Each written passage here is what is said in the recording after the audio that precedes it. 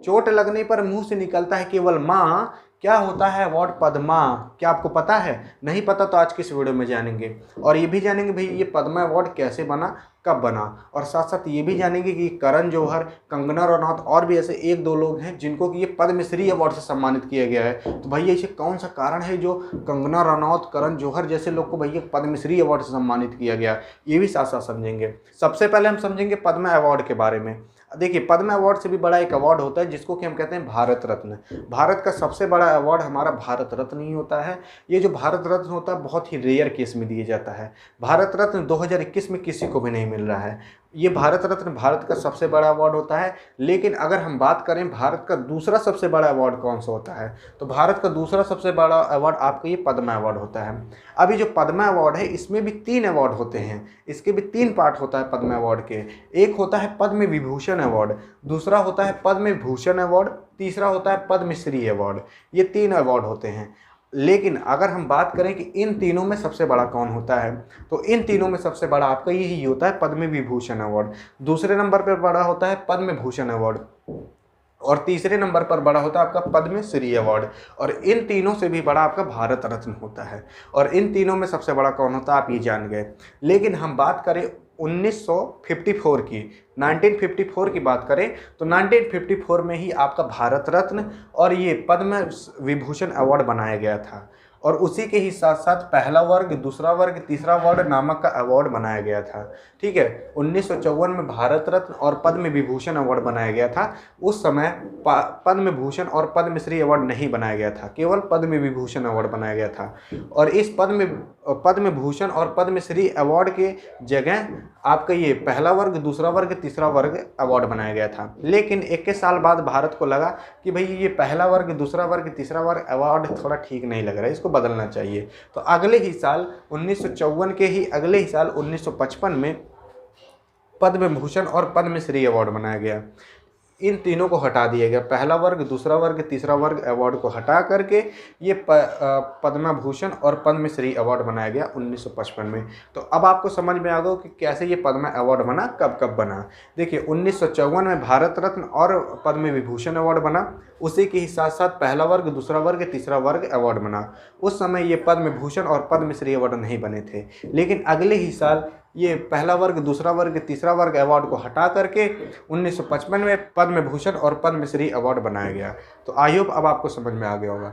देखिए अब हम समझते हैं ये पद्म अवार्ड कौन देता है।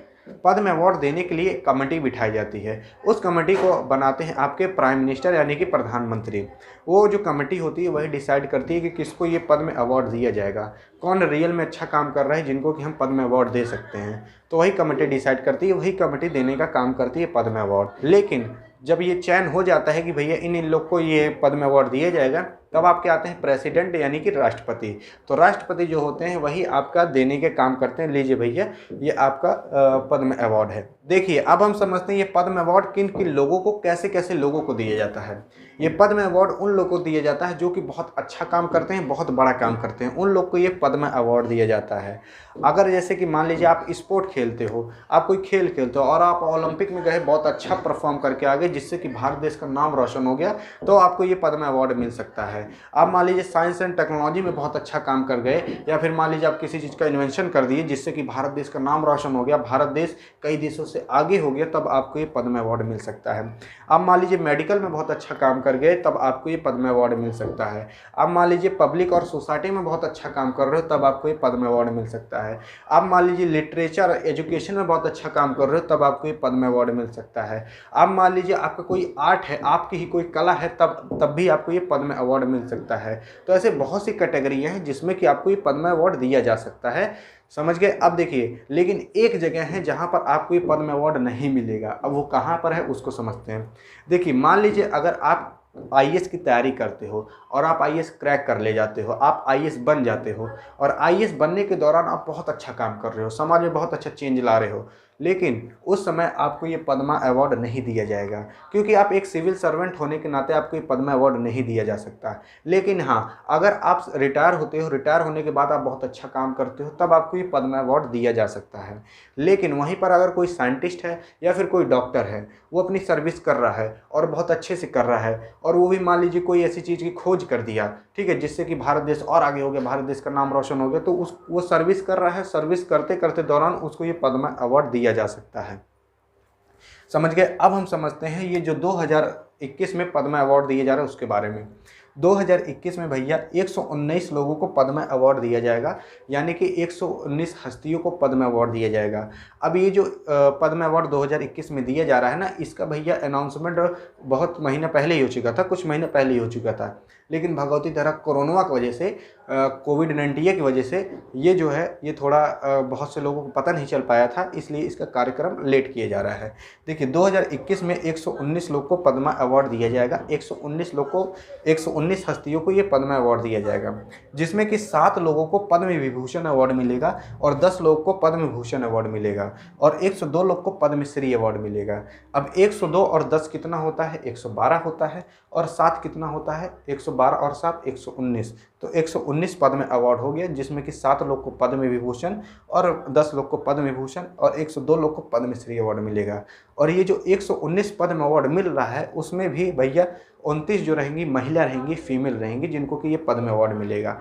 अब हम समझते हैं भैया ये जो करण जौहर हैं और ये जो कंगना रनौत हैं, इनको भैया ये ऐसा कौन सा काम कर दिए जिनसे कि उनको पद्मश्री अवार्ड से सम्मानित किया जा रहा है।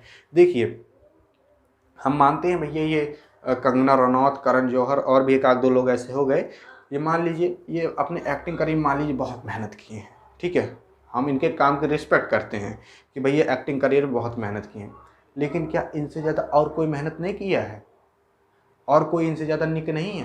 भैया हैं, तब भी उनको पद्मश्री अवार्ड नहीं दिया जा रहा। और पद्मश्री अवार्ड तब दिया जाता है भैया जब आप देश के लिए कोई अच्छा काम किए हो। और भैया ये करण जौहर हो गए, ये देश के लिए क्या अच्छा काम किए हैं? ये कंगना रनौत हो गई, ये देश के लिए क्या की हैं? कुछ नहीं की हैं। अब भैया कुछ नहीं किए तब भी इनको पद्मश्री अवार्ड से सम्मानित किया जा रहा है।